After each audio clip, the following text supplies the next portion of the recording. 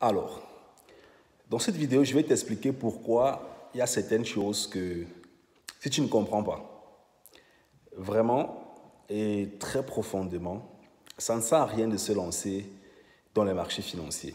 Ça ne sert à rien de créer un compte.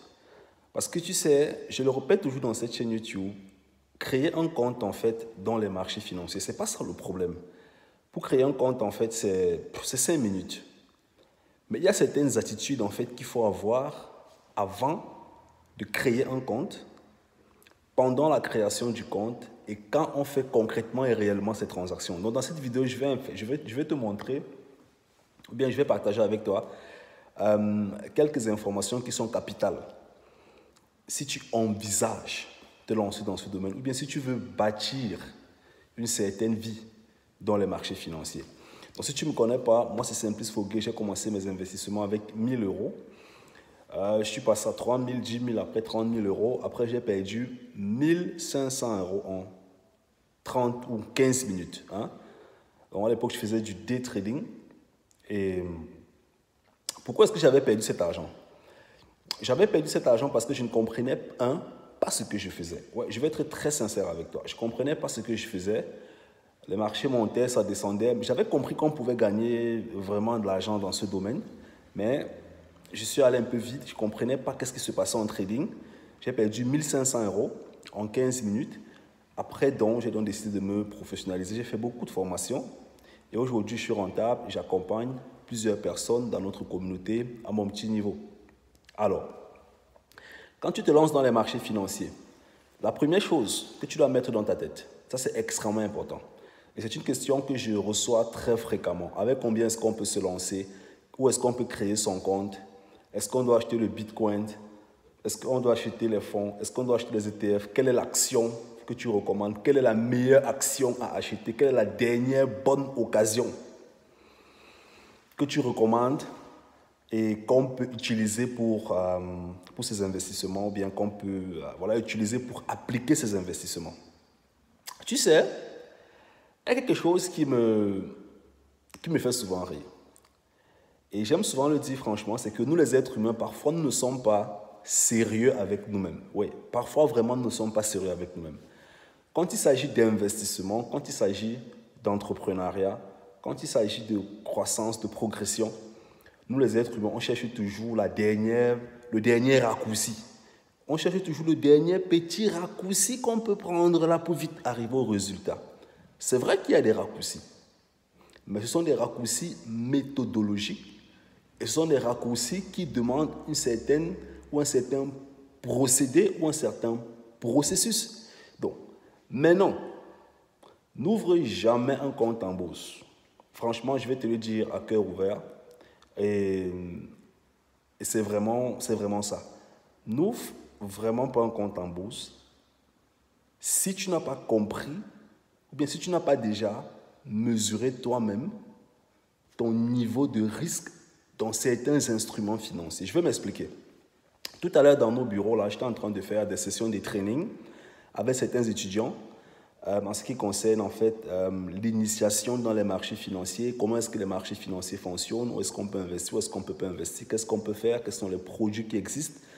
Et dans nos sessions de training, en fait, j'attire souvent l'attention des étudiants sur l'analyse en fait de son niveau de risque personnel. Parce que toi, là où tu es là, tu as un niveau de risque, moi j'ai un niveau de risque, ton père, ta mère, tes parents, tout le monde. Bref, chacun a un niveau de risque. Si tu donnes 10 000 euros à plusieurs personnes, chacune de ces personnes fera des investissements selon son niveau de risque et selon ce que cette personne comprend et connaît en termes économiques. Tu vois un peu, parce que la quantité d'informations qu'on a, ou bien on prend une décision d'investissement, risquante ou non risquante, par rapport à la quantité d'informations qu'on a en économie.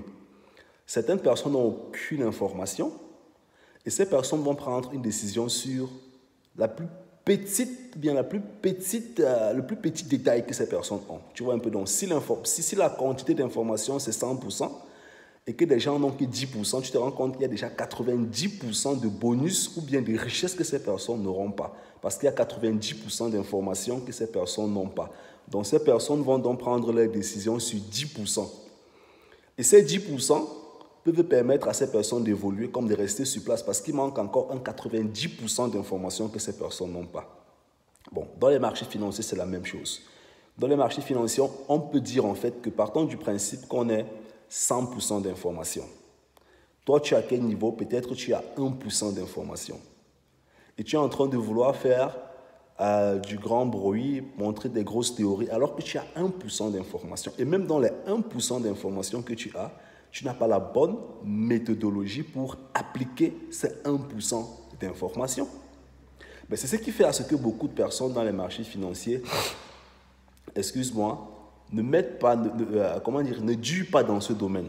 Et moi, je dis toujours dans cette chaîne YouTube, ce n'est pas la course, c'est la persévérance. Je vais toujours le reprendre. Ce n'est pas la course, c'est la persévérance. Tout le monde peut se lancer en bourse, mais tout le monde ne va pas rester en bourse pendant des années. Il faut comprendre bien ça. Tout le monde peut se lancer en bourse, mais tout le monde ne va pas rester en bourse pendant des années. Et c'est comme dans le salariat.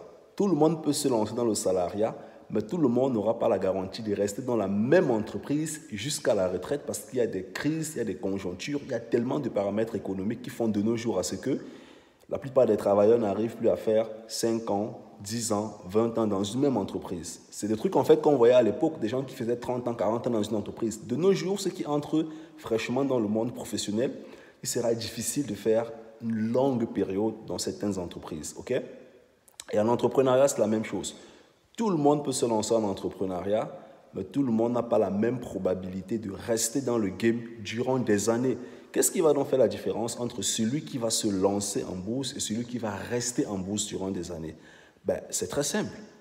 La première chose, c'est connaître d'abord dans les marchés financiers quels sont les produits qui sont peut-être adaptés à ta personnalité. Il y a des investissements que tu peux faire dans les marchés financiers qui ne te demandent pas de souffrir sur le plan émotionnel. Et je vais le reprendre. Il y a des investissements que tu peux faire qui ne te demandent pas de souffrir sur le plan émotionnel. Or, maintenant, il y a des gens qui font des investissements qui demandent une certaine dose émotionnelle et c'est exactement cette dose émotionnelle qui fait à ce que ces personnes n'arrivent pas à tenir durant des années. Tu vois, je t'ai expliqué, j'ai commencé avec 1 000 €, je suis arrivé à 30 000 €, j'ai perdu 1 500 € en 15 minutes. J'ai compris que si je continuais comme ça, en 6 mois, c'était fini en fait. J'avais perdu tout mon capital.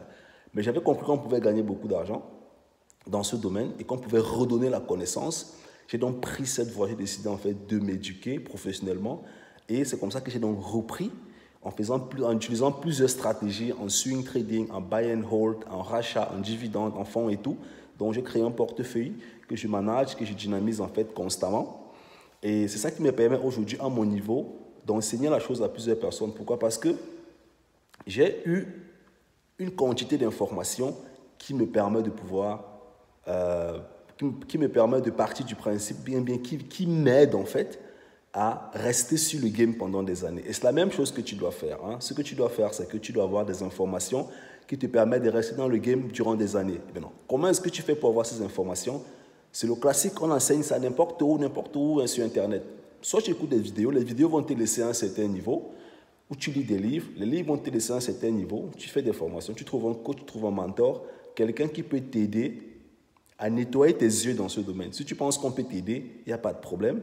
Tu vas sur notre site simplicefogé.com, dans la barre contact, tu nous envoies un message et on sera ravis de t'entraîner pendant 1 an dans ce domaine pour te montrer comment est-ce que tu peux évoluer. C'est vraiment très simple, tout le monde peut le faire, ce n'est pas compliqué. Le truc en fait, c'est que la plupart des êtres humains veulent souvent le raccourci.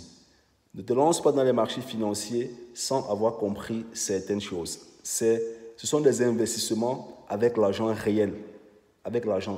Avec tes épargnes, avec ton dur labeur. Donc, il faut que tu aies une méthodologie qui te permette, qui te donne en fait, tu peux dire ça entre guillemets, la garantie de rester sur le game durant des années. Parce qu'une garantie à 100%, tu ne l'auras pas. Dans le salariat, il n'y a pas de garantie à 100%. Dans l'entrepreneuriat, il n'y a pas une garantie à 100%. Dans un couple, il n'y a pas une garantie à 100%. C'est la confiance, la foi en ce qu'on connaît qui nous aide à croire que le futur sera meilleur. C'est ce qui s'applique dans n'importe quel domaine. Le salarié continue de travailler pendant des années, c'est parce qu'il a toujours foi que le mois prochain, il aura son salaire. S'il fait pendant l'année, sur 12 mois, il y a 5 mois, on ne le paye pas, il va commencer à réfléchir autrement. Mais parce qu'on l'a toujours payé, il espère qu'on le payera toujours de la même manière dans les années à venir. C'est la même chose avec un entrepreneur. C'est parce qu'il a un client aujourd'hui, un client demain, qu'il a la foi que dans les prochaines périodes, il aura les clients. Donc tout ça, c'est une question de foi, de croyance, d'informations sur lesquelles est-ce qu'on s'appuie pour pouvoir se projeter en fait sur l'avenir. Donc j'espère que la vidéo t'a plu. Nous, on reste ensemble. Ciao, ciao.